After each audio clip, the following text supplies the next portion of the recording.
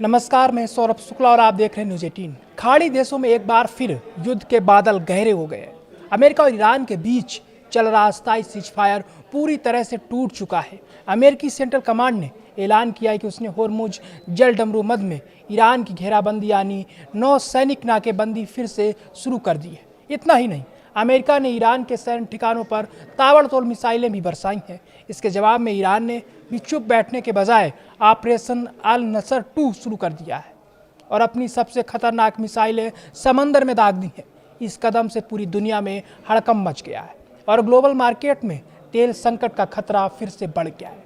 अमेरिकी लड़ाकू विमानों ने ईरान के मिसाइल और ड्रोन ठिकानों पर बमों की भारी बारिश की है, लेकिन ईरान भी घुटने टेकने के मूड में बिल्कुल नहीं है। उसने अपने ऑपरेशन अल नसर 2 के तहत दुनिया की सबसे खतरनाक मिसाइलों जैसे खैबर सिकन और जुल्फकार को समंदर में उतार दिया है। इस खतरनाक जंग की पूरी दुनिया की सांसें थम गई हैं। अमेरिकी सेना की सेंट्रल कमांड ने दोपहर ठीक 3 बजे ईरान के खिलाफ एक बेहद आक्रामक सैन्य अभियान छेड़ दिया।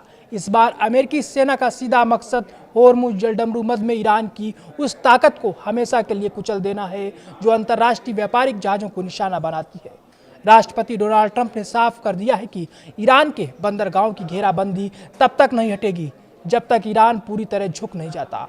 अमेरिकी हमलों में ईरान के तटीय रक्षा तंत्र, मिसाइल बेस और ड्रोन सेंटर्स को भारी नुकसान पहुंचने का दावा किया गया है। अमेरिका की इस आक्रामक कदम के बाद ईरान के पैरामिलिट्री रिवोल्यूशनरी गार्ड ने मोर्चा संभाल लिया। ईरान ने ऑपरेशन अल नसर 2 के तीसरे दौर का ऐलान करते हुए अपनी सबसे घातक मिसाइलें खैबर सिकन और जुल्फकार दाग दी हैं। इन मिसाइलों के साथ दर्जनों सुसाइड ड्रोन भी लॉन्च किए गए हैं। ईरान ने साफ चेतावनी दी है कि जो भी जहाज उसकी संप्रभुता का उल्लंघन करेगा उसे समुद्र में ही डुबो दिया जाएगा। ईरान की इस आक्रामक रुख से बहरीन, कुवैत और जॉर्डन जैसे पड़ोसी देशों में भी जंग का खतरा मंडराने लगा है। मध्य पूर्व में गहराते तनाव के बीच ईरान के IRGC ने बहरीन और कुवैत में सैन्य ठिकानों पर हमले का दावा करते हुए एक सनसनीखेज बयान जारी किया है। IRGC के आधिकारिक बयान के अनुसार उनके बलों ने बहरीन के शेख ईसा बेस पर बड़ी कार्रवाई करते हुए दुश्मन के जहाज़ों और लड़ाकू विमानों के पुर्जों व हथियारों से भरे कई गोदामों को पूरी तरह नष्ट कर दिया है। साथ ही कुवैत के अली अल सलेम बेस पर भी हमला कर उस रनवे को निशाना बनाया है जहां अमेरिकी MQ-9 ड्रोन तैनात थे, जिसके परिणाम स्वरूप वहां मौजूद कई टोही ड्रोन पूरी तरह तबाह हो गए। इस पूरी जंग के बीच डोनाल्ड ट्रंप ने एक चौंकाने वाला फैसला भी लिया है। पहले उन्होंने होर्मुज से गुजरने वाले जहाज़ों पर 20% की भारी फीस लगाने की धमकी दी थी, लेकिन नाकेबंदी शुरू होने से ठीक पहले उन्होंने इसे वापस ले लिया। ट्रंप ने खुद खुलासा किया कि खाड़ी देशों के राजाओं और अमीर सुल्तानों ने उन्हें फ़ोन किया था। उन्होंने अमेरिका से गुजारिश की कि जहाज़ों पर जो टैक्स लगाने की बात आप कर रहे हैं उसको वापस ले लो। बदले में वे अमेरिका में अरबों डॉलर का भारी निवेश करेंगे। ट्रंप ने इस सौदे को बेहतर माना और टैक्स का विचार छोड़ दिया। होर्मुज जलडमरू मध्य सिर्फ एक समुद्री रास्ता नहीं है, बल्कि यह पूरी दुनिया की लाइफलाइन है।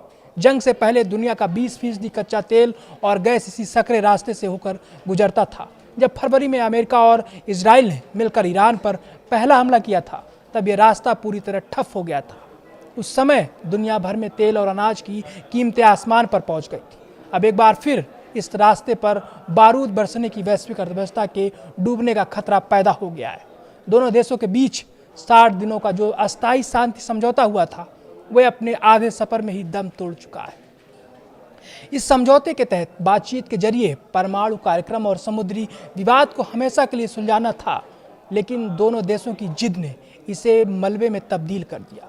हालांकि पाकिस्तान इस समय भी पर्दे के पीछे से दोनों देशों को शांत करने और सीज फायर को दोबारा जिंदा करने की कोशिश में लगा है, लेकिन जिस तरह समंदर में मिसाइलें बरस रही हैं, उसे देखकर लगता है कि ये जंग अब रुकने वाली नहीं है।